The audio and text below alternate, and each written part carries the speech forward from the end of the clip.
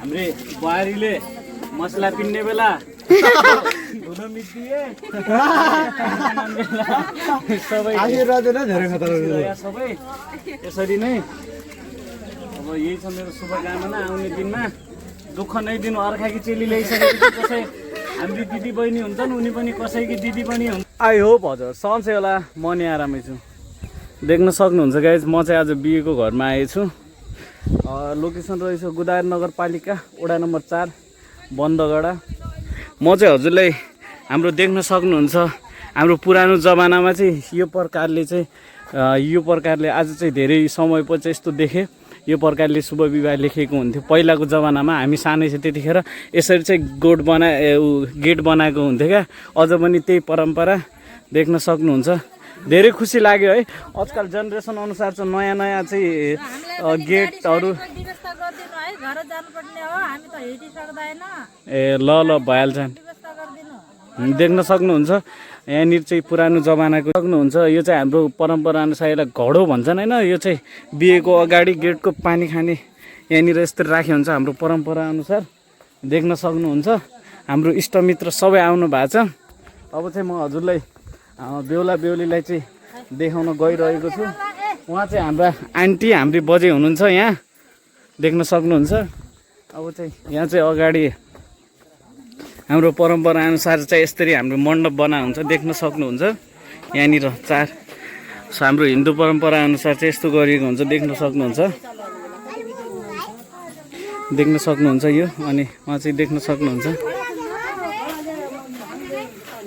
बेहुला बेहुली मतलब भतिज बुहारी, देख्न सक्नुहुन्छ।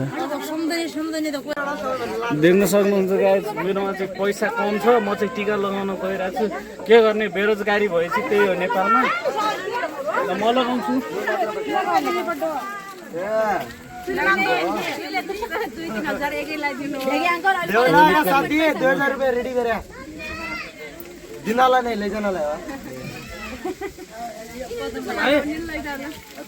भयो हल्दी छ र कलर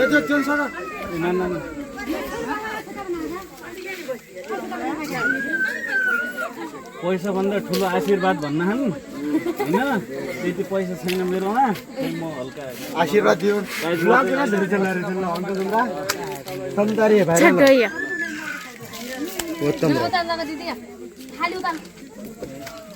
हाम्रे बुहारीले मसला पिन्ने बेला धुन मिटिए सबै आशीर्वाद नै धेरै खतरा सबै यसरी नै।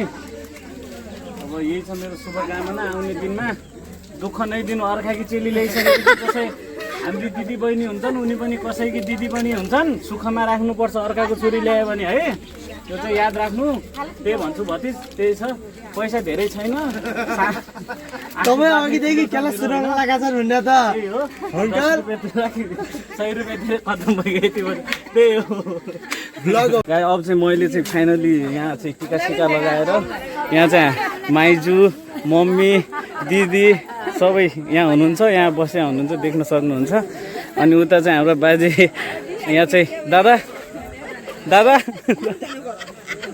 यहाँ चाहिँ दादा हुनुहुन्छ, देख्न सक्नुहुन्छ। यहाँ चाहिँ हाम्रो भात बाँड्ने कार्यक्रम मतलब यहाँ अब हाम्रो इष्टमित्रहरूले चाहिँ खानासाना खुवाइन्छ नि त, देख्न सक्नुहुन्छ। यहाँनिर चाहिँ हाम्रा अभिभावकजन्यहरू बस्नु भएको छ। उता भाइहरू यहाँ चाहिँ हाम्रा बजे अनि आमा दिदी बहिनीहरू सबै बस्नु भएको छ। फाइनली यहाँ चाहिँ दादा दाई सबै हुनुहुन्छ, देख्न सक्नुहुन्छ। यहाँ चाहिँ भात बाँडिरहेको छ। हाम्रो बेहुलाका दाजु हुनुहुन्छ, मेरो चाहिँ भतिज, उहाँ चाहिँ माइला भतिज, उता चाहिँ हाम्रा जेठा भतिज अनि बेहुला चाहिँ त्यही हो।